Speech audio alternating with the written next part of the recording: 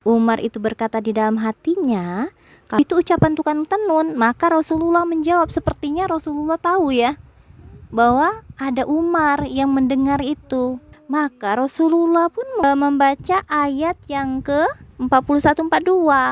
Wa ma huwa biqauli syair qalilan ma tu'minun wala biqaulin kahin qalilan ma tadzakkarun. Al-Quran itu adalah wahyu yang diturunkan dari Rob semesta alam, dan bukan pula perkataan tukang tenun. Sekali-kali, sedikit kali kalian mengambil pelajaran darinya.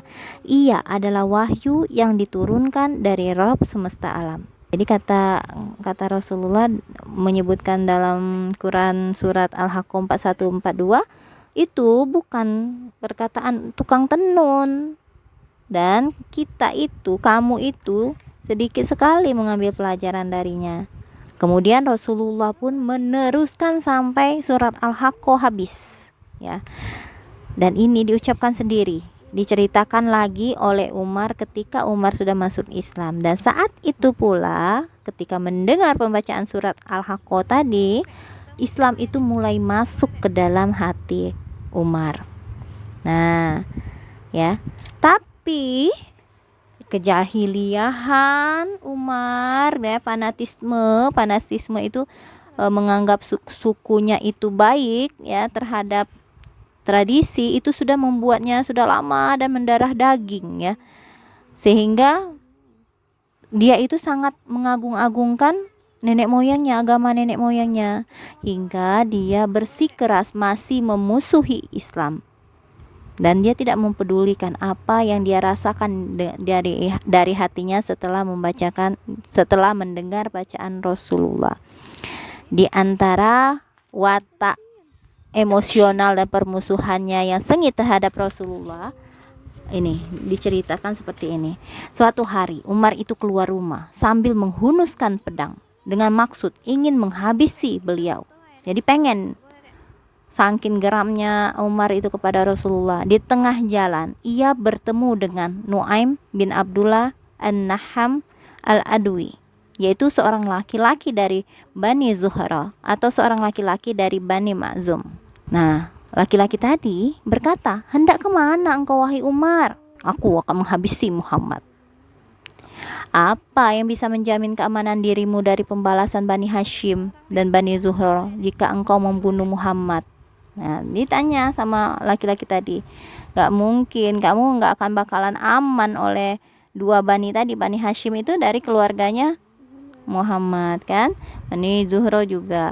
Menurut pendapatku, rupanya engkau telah keluar dan meninggalkan agama yang telah engkau peluk selama ini, kata Umar ngomong yang laki-laki tadi. Bagaimana? Laki-laki tadi, bagaimana jika aku tunjukkan sesuatu yang membuatmu lebih tercengang wahai Umar? Sesungguhnya saudarimu dan iparmu itu telah keluar dari agama serta meninggalkan agama yang selama ini engkau peluk. Lalu Umar buru-buru pergi dan sampai di rumah adik-adiknya. Dan saat itu pula Khobab bin Al-Ard sedang menghadapi sahifah berisi surat Toha. Dia membacakan itu surat Toha tadi di hadapan mereka berdua. Tak kala Khobab mendengar suara kedatangan Umar, dia menyingkir ke bagian belakang ruangan, sedangkan Fatimah menyembunyikan sahifah Al-Quran. Sahifah itu suhuf atau kitab ya, lembaran ya. Lembaran yang berisi tentang Al-Quran. Jadi Khobab dengan istrinya ini sedang membaca bagian dari Al-Quran, lembaran Al-Quran. Kemudian kala mendekati lagi rumah adiknya tadi, Umar mendengar bacaan Khobab di hadapan adik dan iparnya. Apa suara bisik-bisik yang sempat ku dengar dari kalian tadi? Tanya Umar tak kala masuk ke rumah. Hanya sekedar obrolan di antara kami, kata keduanya. Kupikir kalian berdua sudah keluar dari agama, kata Umar. Wahai Umar, kata adik iparnya, apa pendapatmu jika kebenaran ada dalam agama selain agamamu? Setelah itu Umar melompat ke arah adiknya dan adik iparnya ya, bukan ke adiknya ya, ke arah adik iparnya dan menginjaknya keras-keras. Adiknya pun mendekat untuk menolong suaminya dan mengangkat badannya.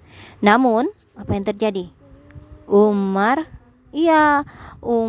menonjok Fatimah hingga wajah Fatimah binti Umar binti Khattab tadi berdarah ya, sampai terluka Fatimah.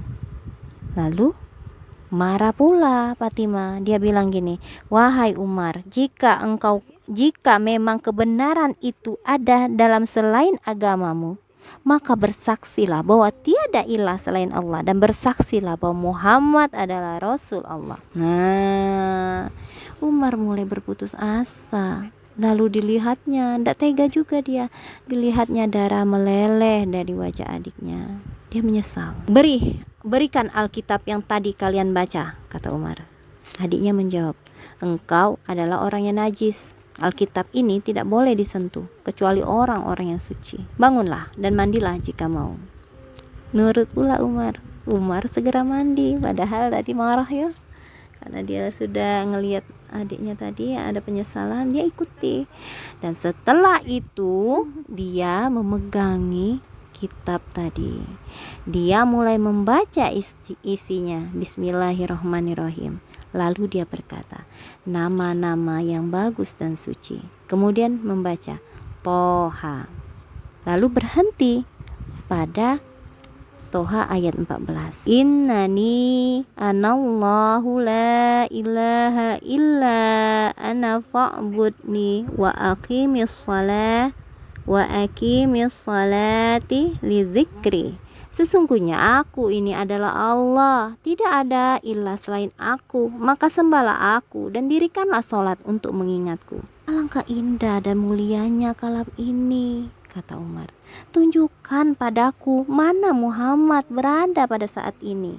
Nah, dia mengakui bahwa apa yang dituliskan, apa yang dibacakan tentang itu ya, dibacakan Al-Quran Toha ayat 14 itu mengandung suatu kebenaran dan keindahan. Tak kala Khobab mendengar perkataan Umar seperti itu, ia segera muncul dari rumah belakang dan berkata, "Terimalah kabar gembira wahai Umar, karena aku benar-benar berharap agar doa Rasulullah pada hari Kamis itu jatuh pada dirimu." Mendengar hati Khobab ini ya, Rasulullah saat ini berada di suatu rumah di kaki Bukit Sofa. Rumahnya Arqam.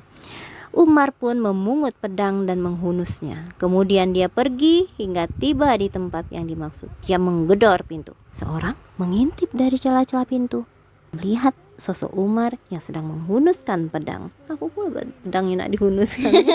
Orang itu pun memberitahukan kepada Rasulullah dan mengumpulkan orang-orang di satu tempat. "Ada apa kalian ini?" kata Hamzah. "Ada Umar," mereka menjawab. "Umar, bukakan pintu. Jika kedatangannya untuk maksud yang baik, maka kami akan memberinya. Namun jika ia datang dengan maksud yang buruk, kami akan membunuhnya dengan pedangnya sendiri." Nah, Rasulullah pun turut campur tangan dan memberi isyarat agar Hamzah itu menghampiri Umar ya. Maksudnya gini, sudah lihatlah dulu Umar itu, sambutlah dulu. Maka Hamzah itu menemui Umar di luar lalu membawa bertemu kepada Rasulullah.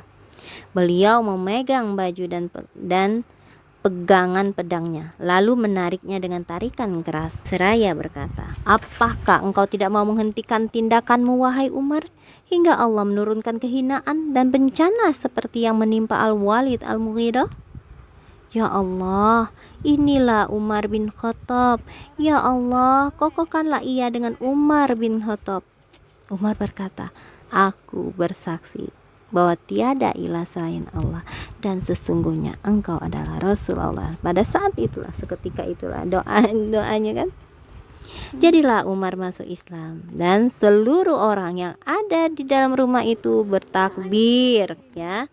Takbir itu bisa terdengar sama orang-orang di sekitar Masjidil Haram karena memang Umar itu adalah orang yang bengis, tapi dia itu disegani dan orang-orang itu takut sama Umar kayak gitu. Sehingga orang-orang di sana merasa senang sekali. Kemungkinan untuk disiksa itu akan selesai penyiksaannya. Umar adalah orang yang emosional, sulit untuk dihalangi, dan keislamannya inilah yang membuat orang-orang musyrikin merasa terhina, merasa diabaikan ya, bahwa kekuasaan, kehormatan mereka sudah hilang karena orang-orang karena Islamnya Umar. Ibnu karena enggak tahu kita ya. Ibnu Ishaq meriwayatkan dengan sanadnya dari Umar. Dia berkata, tak kala aku sudah masuk Islam, aku mengingat-ingat siapa penduduk Mekah yang paling keras memusuhi Nabi. Dialah Abu Jahal. Maka aku datangi rumahnya dan ku gebrak pintu rumahnya hingga ia keluar menemuiku. Ya kesal ya kan, jangan. Ini Nabi aku. Dulu enggak kan. Nah, sekarang dia sudah mencintai Nabi. Siapa? Umar. Maksudnya itu sebenarnya ya, jangan coba-coba menyakiti Rasulullah. Kalau enggak aku akan membalasnya kayak gitu ya. Ahlan wa sahlan, katanya. Apa yang engkau bawa? Ku datang memberitahukanmu bahwa aku telah beriman kepada Allah dan Rasulnya Muhammad, serta ku benarkan apa yang dibawanya. Dia langsung ngomong dengan Abu Jahal seperti itu. Dia langsung menggebrak pintu di depan mataku sambil berucap, semoga Allah memburukkan rupamu dan memburukkan apa yang engkau bawa. Ini kata Abu Jahal ya, bukan Abu Lahab ya. Kok ngomong Abu